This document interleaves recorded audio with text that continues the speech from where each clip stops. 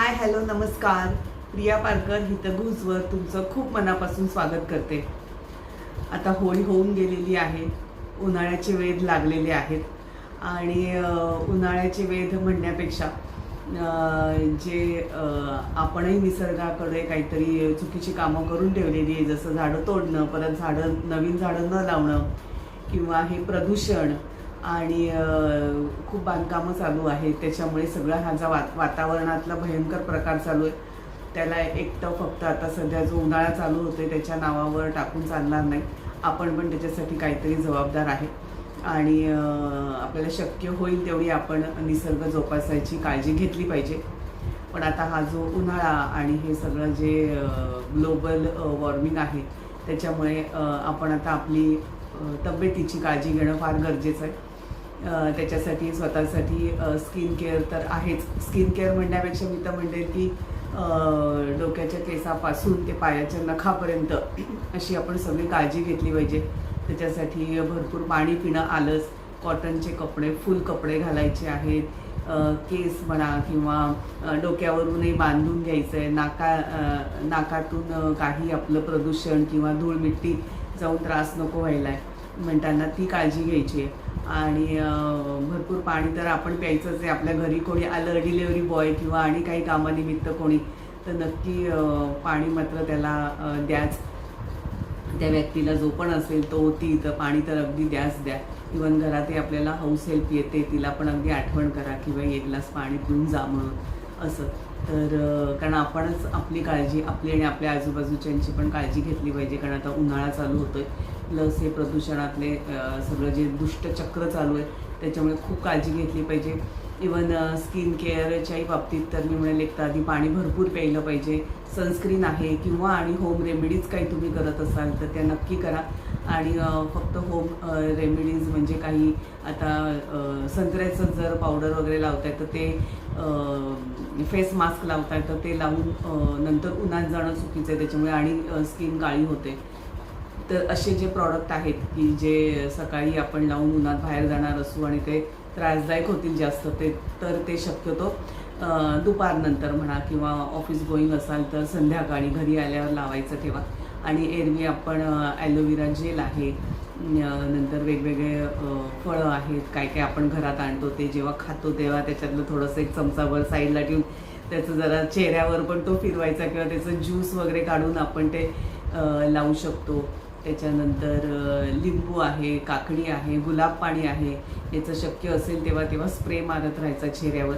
आणि बाकी घरातलं म्हणजे आपलं हळद आहे, दही आहे, मलाई आहे, चण्याचं पीठ आहे आणि तांदळाचं पीठ म्हणा. त्याच्यानंतर डाळी वेगवेगळ्या असतात आपल्याकडे, त्यांचं पीठ ते स्क्रबर म्हणून वापरू शकतो आपण. आणि जेवढी काळजी घेता येईल तेवढी काळजी घ्या. आणि कपड्यांचं म्हणाली तशी मी की शक्यतो कॉटनचे कपडे वापरा, कारण स्किनला शरीरावरची जी स्किन असते त्याला पण इझिली ब्रीथ करता आलं पाहिजे. आणि खाण्यापिण्याची तशाच काळजी घ्या की सतत पाणी पितोय म्हणताना आपल्याला भूक नाही लागली असं नाही, तर हलकं फुलकं खाणं वेळेनुसार वेळच्या वेळ खाच. आणि शक्यतो जळजळीत खाणं, जास्त तिखट किंवा आपल्याला जे अयोग्य आपल्या शरीराला नाही पचत ते शक्यतो अन्न टाळा. कारण मग असं गरमी आणि परत हे सगळं वातावरणाचे प्रॉब्लेम्स असले की आणि तो डबल त्रास होतो. तर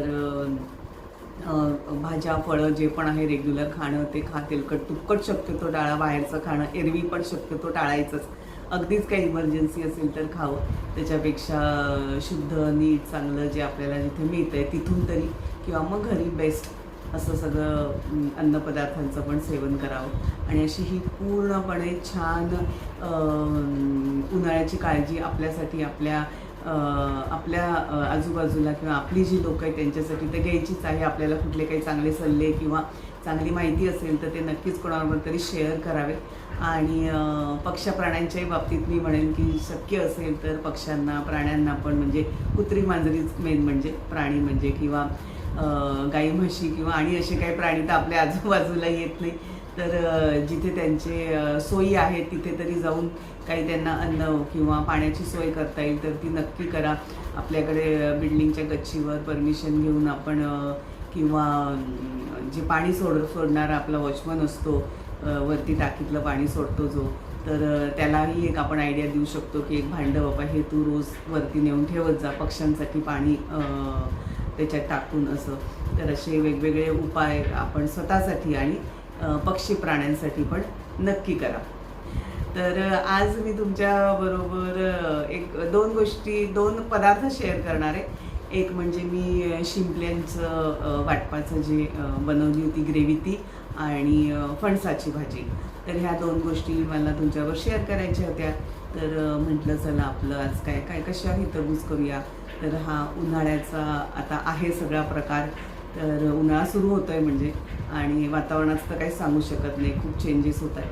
पण जेवढी काळजी घेता येईल तेवढी घ्या असं मी तुम्हाला सांगते. आणि आधी आपण बघूयात माझे जे 2 पदार्थ मी आत्ता बोलली ते. हे बघा मस्तपैकी काय ओळखलं का? अर्थात नॉनव्हेज खाणारे ओळखणारच. हे आहे शिंपल्या. आज मी आणून ठेवल्या आहेत त्या. आज काही करणार नाही आहे. आता मी ह्या स्वच्छ धुतल्या आहेत आधी, आणि आता ह्या कंटेनरमध्ये मी घालून फ्रीझरमध्ये ठेवणार. फ्रीझरमधून बाहेर काढलं ना की त्या नॉर्मल होत आल्या की आपोआप त्यांची तोंडं उघडतात. किंवा घाई असेल तर सरळ वेळेवर बसायचं आणि तोंडं त्यांची ओपन करून बनवायचं ते. पण मला आता काही करायची घाई नाही आहे, त्यामुळे मी म्हणजे आज नाहीच करणार आहे, परवा करेल. त्यामुळे आता मी हे ठेवते फ्रीझरमध्ये. फ्रीझरमधून काढले की तेव्हा पण तुम्हाला नक्की दाखवेन. हे बघा आता मी हे फ्रीझरमधून काढलं आहे आणि इझिली ओपन झाले आहेत, ते ओपन होत आहेत. म्हणजे मला काय ना की विळी वगैरे घेऊन बसण्याची गरज नाही आहे. आणि या आधीच आपण स्वच्छ धुतल्या होत्या म्हणताना टेन्शन नाही. पण फक्त उघडताना काळजी घ्यायची की बाबा एखादी मातीची नाही ना, आणि मातीची असेल तर ती लगेच बाजूला करायची. आणि असं एकच शिंपली घ्यायची हे, आणि ह्याच्यात असेल जो गर ना तो काढून घ्यायचा. आणि मोठ्या छान शिंपल्या. आणि इकडे पण ना थोडंसं असं कच असतो, हे बघा असं दिसलं आहे का, हा कच असतो, तर तो पण काढून घ्यायचा.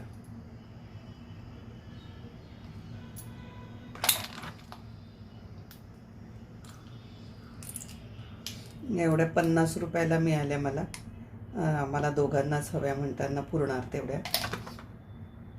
याच्या मला मी 2 पद्धतीचं करते. एक आपलं मालवणी मसाला घालून आणि एक गोव्या स्टाईलने. माझी बहीण करते त्या हिशोबाने तसं मी पण करते. ते पण मला छान वाटतं. हिरवा मसाला असतो त्याला, फक्त कैरी वगैरे घालून करतात ते. आणि हे आता सगळ्या आपल्या शिंपल्या सोलून झाल्या की एका दुसऱ्या भांड्यात ठेवायच्या. आणि जे खाली मेन तर ह्याच्यातलं जे पाणी येतं ना ते जास्त, तेच मेन म्हणजे टेस्टी असतं. तर ते पाणी जरावे तसं काय म्हणतात ना बसू द्यावं खाली, आणि मग ते गाळून घ्यावं. कारण समजा त्याच्यात काहीतरी कच वगैरे राहिली असेल किंवा मातीचा काही अंश असेल तर तो पण त्याच्यात आपण गाळून घेऊ शकतो. म्हणजे आपल्या जेवणामध्ये येत नाही पण असं. हे बघा फ्रीझरमध्ये ठेवलेल्या असल्यानं त्यामुळे ह्या अशा बऱ्यापैकी उघडल्या जातात पटकन.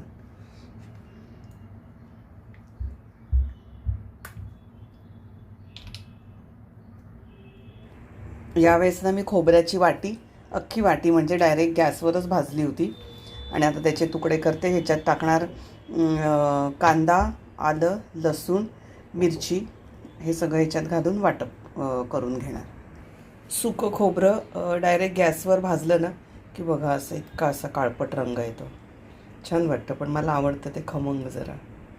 बघा आता हा मसाला छान शिजवून घेतला, वाटप जे होतं ते. आणि आता त्याच्यात टाकते मी या शिंपल्या, आणि जोडीला कोकम पण टाकणार.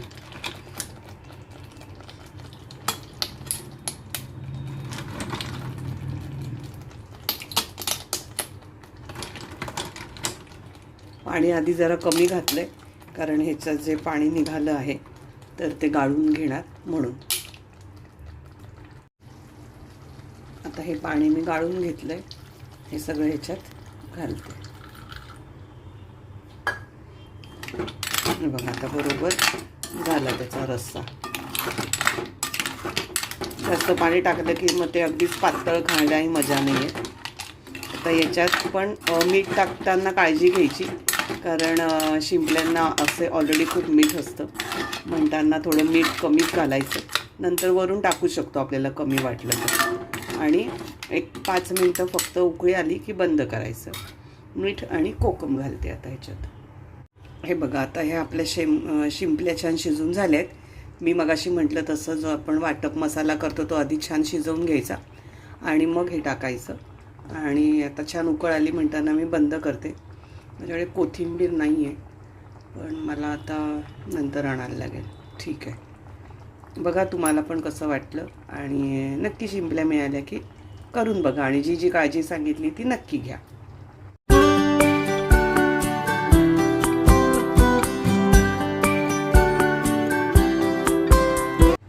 आज मी करते आहे फणसाची भाजी.